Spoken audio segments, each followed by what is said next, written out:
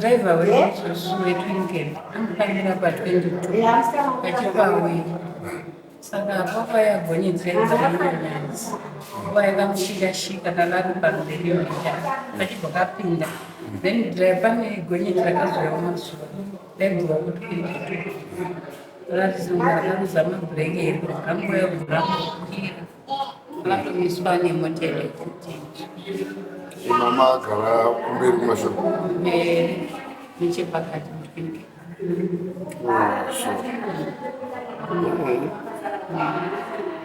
mashure kwakuine vanhu futi mutwingi kwakuine vanhu vakatowanda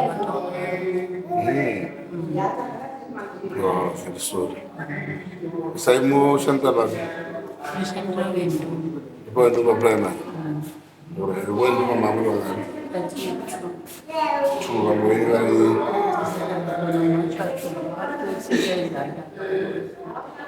asiyasiyana kuvava kwamushunje kwamushunje pakafiwa 4 ekamana kuzoti pana mabve pashundure Shundure Primary ndakazifone mwana mushunje ndezifone mwana pashundure ndobanema muticha Primary School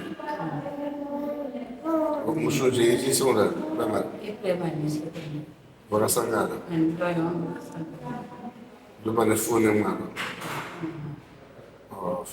mama ipirira pamushunje moto mota iyi ndiyo tinofamba nayo hakuna mota kwatiri isusu iyo itotibatsira kuwanisa transport saka yeitouya ichitotitora pawendo chikoro chedu chiri mberi kwemushunje tisati tangotora kozoyatora mushunje chiitaaaino hakuna chinhu chinotitakura musikati kando mota dzatinondoshanda nadzo idzodzo saka amedhima nekuti anofunga chamumota kwavo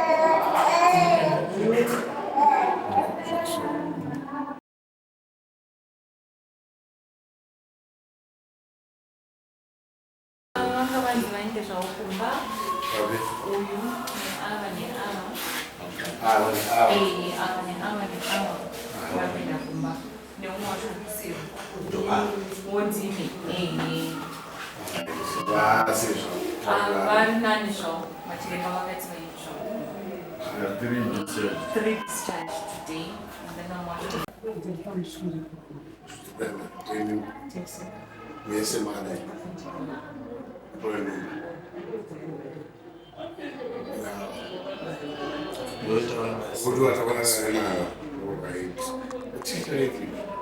chandotondera isaragara kumashuri petunzi semukamera saka takatotarisa mushuri kwenye tiri pamufambire kari kuita nditotaura navo kuti vasakatofundira ikuona muondera arikuita vari kuita kuita kamusisi wakaeso the next thing chandakazotorealize ndanotosimudza iri kuti vatokonzwa ndatora chitomana pegometi nebhodhi remodheri saka vochitotangaudza ndibatsirei mari dzatikwanisa kubatsira vakamupapatori masuzhe ati kuno ranga rakamanikwa zvoitwa pasina chekuita saka pakadomboizuva zingati dhunze nemota yayo pane mota yakandotoa yakadai kutonza kuti iende mberi kuti paseresesa saka pakadodhunza dai takatonzwa kuti totsikirwa nesi tobva tachitochema tesepaatiripa saka ndo pakabva pachizotosvika pauzocheka kusati pano ndakatanga kutodzidziswa choda kuita kuti muexpress maconcern nenyaya yegonyeti chii gonyeti rakanyatsotona tiri kufamba rari mufosipiri takanyatsotona gonyeti mafambiro ariri kuita ari kutofamba chekutasa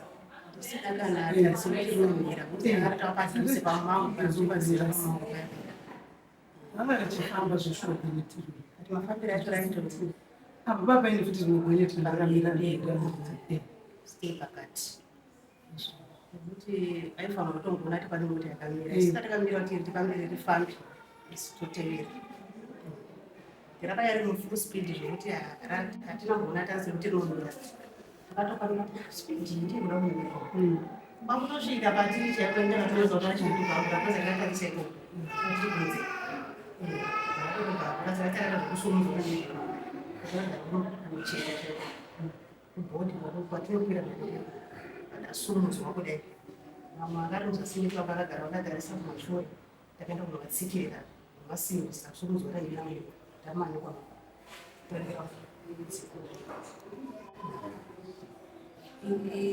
mberi vatiziti zvakakwanisa chimusaka tikazongechafiwa pakusoukira mberi vakakwana kusinda yavakatsikire mavakudai So vanhu vakupfunyuka mutsaona ine vamwe vakashenga munokwanisa kunga muchinzwa sei mazvo makuita reflection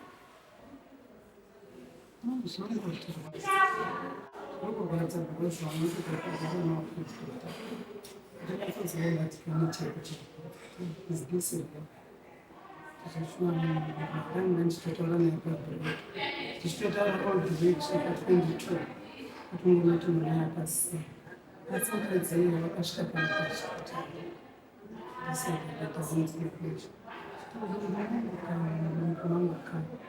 ndaingozvizwirawo nechikuru ndaindokasati ipo ndakachizouya kugati ndazotunza zvinonyatsokutotabata chakuti dai dhiraivha wegonyeti maybe pamwe dai ndakaridza ake guta to alert kuti nini yake yane problem pamwe dhiraivha inini dai vane chakakwanisiwa kuita ngofungawo dzakasi because rakangouya kungonotituma there was nothing yekuti chake yakaita alert kuti mota yanguka yane problem pakurongosvika akatoitarisa Ango yachimhanya. Asikapende bende asi. Kana.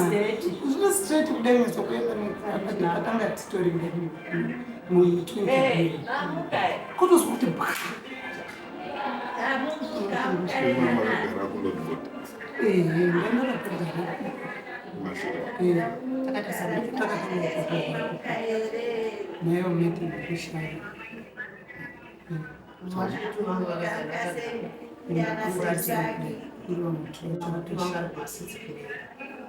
Mashure mamurongana.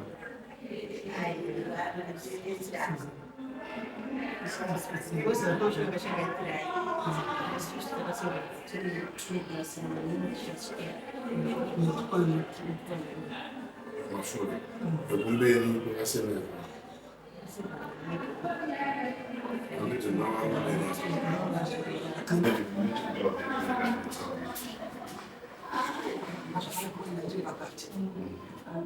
Drive down, you know, I'm sasa kama relax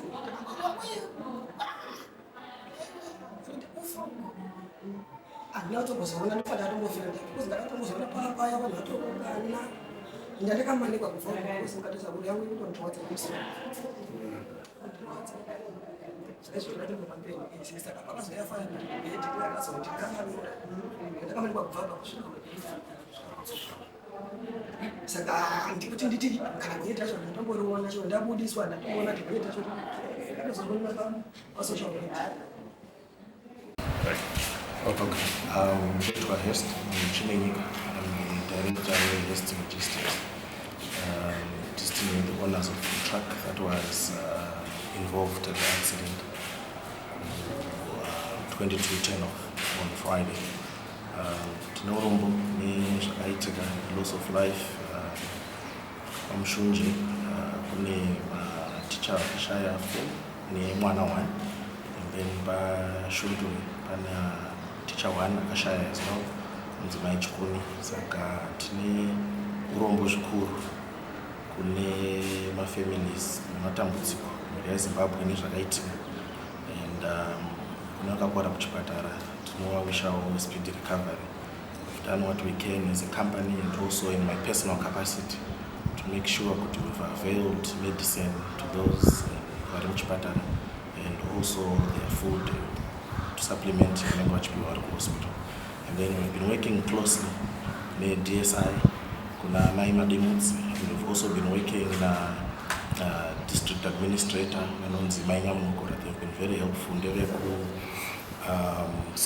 civil protection unit, ndo wakati takawa approach as well kushure medamutsiko wakati tipeo your contribution to this loss. Saka we, as a company, we ended up adding kunisha kashobviswa na honorable minister to attend as well.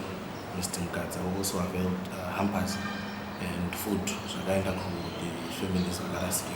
Stakaitawo cash contribution which is being distributed through government, through the civil protection unit. Saka muri yeZimbabwe tine urombo nezvakaitika, and I'm also encouraging my drivers ahead to vatedzere mutemo vasamhanye, because this could have been avoided if the driver wasn't speeding. And we also wait from the relevant authorities that are going to investigate vaone kuti motikari yange yakamira sei. And from my also personal interviews etakaita tangoona kuti kana even from the patients vari muchipatara kuti driver was just overspeeding on an unfamiliar road, and this could have been avoided. I'm terribly sorry for this to have happened on this fateful day, and to the driver, wherever you are, ndingoshuvira kuti please come forward and just talk to the people, talk to the police, talk to the nation. You are the only one anonyatsa kutiudza